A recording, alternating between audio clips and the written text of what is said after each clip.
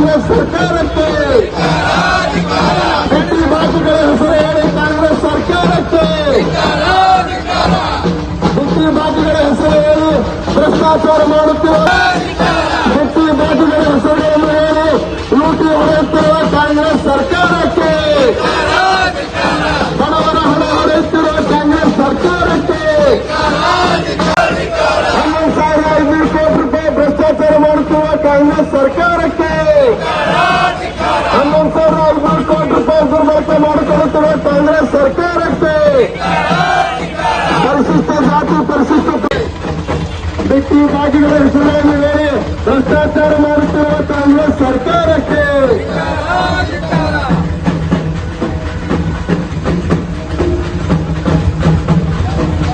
भारत माता की, भारत माता की,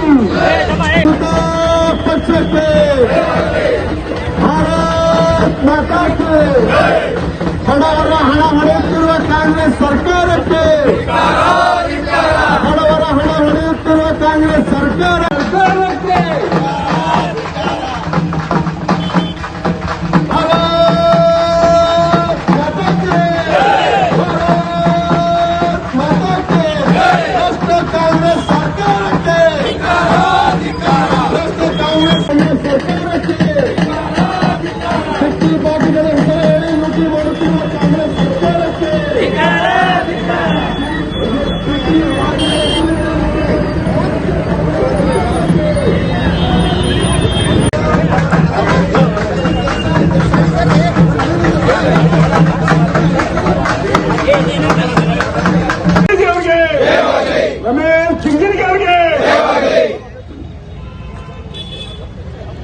ಸುಮಾರು 11,000 ಕೋಟಿ ರೂಪಾಯಿ ಎಸ್ಸಿ ಮತ್ತು ಎಸ್ಟಿಪಿ ಹಣವನ್ನ ಇಟ್ಟಂತ ದುಡ್ಡು ಇವತ್ತು ಬಿಟ್ಟಿ ಭಾಗ್ಯಗಳಿಗೆ ಬಳಸಿ ರಾಜ್ಯ ಸರ್ಕಾರ ದಲಿತರಿಗೆ ಮಾಡುತ್ತಿರುವ ಅನ್ಯಾಯವನ್ನು ಖಂಡಿಸಿ ನಮ್ಮ ಭಾರತೀಯ ಜನತಾ ಪಾರ್ಟಿಯ ಜಿಲ್ಲಾಧ್ಯಕ್ಷರಾದ ಸನ್ಮಾನ್ಯ ಶ್ರೀ RS ಪಾಟೀಲ್ ಕುಚ್ಬಾಳ್ ಅವರ ನೇತೃತ್ವದಲ್ಲಿ ಇಂದು ನಾವು ಪ್ರತಿಭಟನೆಯನ್ನು ಹಮ್ಮಿಕೊಂಡು ಜಿಲ್ಲಾಧಿಕಾರಿಗಳಿಗೆ ಮನವಿಯನ್ನ ಕೊಡ್ತಾ ಇದ್ದೇವೆ. ಈ ಒಂದು ಕಾರ್ಯಕ್ರಮದಲ್ಲಿ ಭಾಗವಹಿಸಿದಂತ ಜಿಲ್ಲಾಧ್ಯಕ್ಷರಾದ ಶ್ರೀ RS ಪಾಟೀಲ್ ಕುಚ್ಬಾಳ್ ಅವರಿಗೆ ತಮ್ಮೆಲ್ಲರ ಪರವಾಗಿ ತುಂಬುವುದಾದ ಸ್ವಾಗತವನ್ನು ಬಯಸುತ್ತೇನೆ. ಭಾರತ್ ಮಾತಾ ಕಿ, ಭಾರತೀಯ ಜನತಾ ಪಕ್ಷಕ್ಕೆ, ದಲಿತ ವಿರೋಧಿ ಕಾಂಗ್ರೆಸ್ ಸರ್ಕಾರಕ್ಕೆ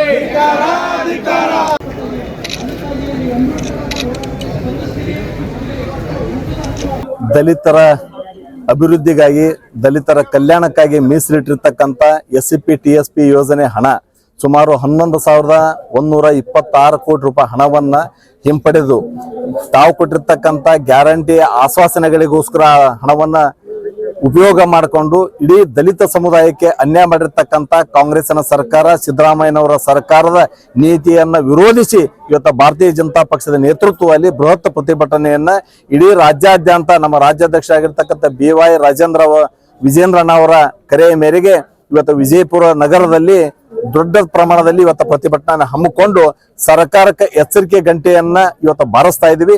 ಸಿದ್ದರಾಮಯ್ಯನವರು ಇನ್ನಾದ್ರೂ ಎಚ್ಚೆತ್ತುಕೊಂಡು ದಲಿತರ ಅಭಿವೃದ್ಧಿಗಾಗಿ ಕಲ್ಯಾಣಕ್ಕೋಸ್ಕರ ಮೀಸಲಿಟ್ಟಿರ್ತಕ್ಕಂಥ ಹಣವನ್ನ ಮತ್ತೆ ಅವರಿಗೆ ವಾಪಸ್ ಕೊಟ್ಟು ಅವರಿಗೆ ಅಭಿವೃದ್ಧಿಗೆ ಸಹಕಾರಿಯಾಗಿ ನಿಲ್ಲಬೇಕಂತ ಹೇಳಿ ಆಗ್ರಹಪಡಿಸ್ತೀವಿ.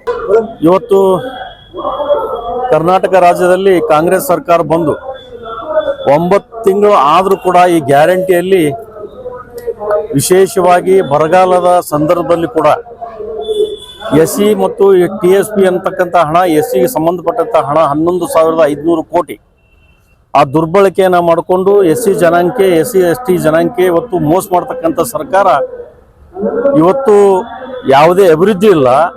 ಈ ಗ್ಯಾರಂಟಿ ಒಳಗೆ ಇವತ್ತು ಲೋಕಸಭಾ ಚುನಾವಣೆಯವರೆಗೆ ಇದನ್ನೇನೋ ಜನರನ್ನ ಮೋಸ ಮಾಡಿ ಸರ್ಕಾರದ ಖಜಾನೆಯನ್ನು ಲೂಟಿ ಮಾಡಿ ಯಾವುದೇ ಒಂದು ಅಭಿವೃದ್ಧಿ ಇಲ್ಲ.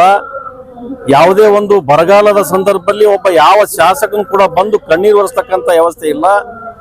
ಇವತ್ತು ಇಡೀ ರಾಜ್ಯದಲ್ಲಿ ಬಿಜಾಪುರ ನಗರದಲ್ಲಿ ಹಿಡ್ಕೊಂಡು ಪ್ರತಿಯೊಂದು ಹಳ್ಳಿಯಲ್ಲಿ ಕೂಡ ಕುಡಿ ನೀರಿನ ವ್ಯವಸ್ಥೆ ಇಲ್ಲ.